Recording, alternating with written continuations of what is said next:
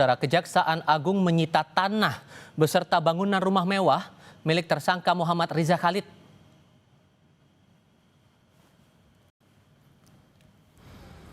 Penyitaan rumah mewah ini terkait dugaan pencucian uang atau TPPU dari hasil sarana kejahatan dugaan korupsi tata kelola minyak mentah.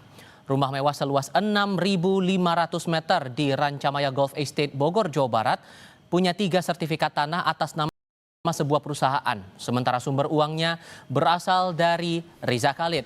Penggeledahan berlangsung sejak Selasa pagi hingga malam hari.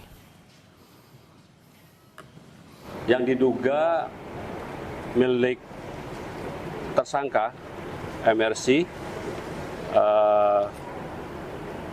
ini kaitannya dengan penggeledahan penyitaan terhadap tanah beserta bangunan diduga merupakan hasil dan sarana kejahatan dalam perkara TPPU yang tindak pidana asalnya dari tindak pidana korupsi tata kelola minyak mentah dan produk kilang minyak.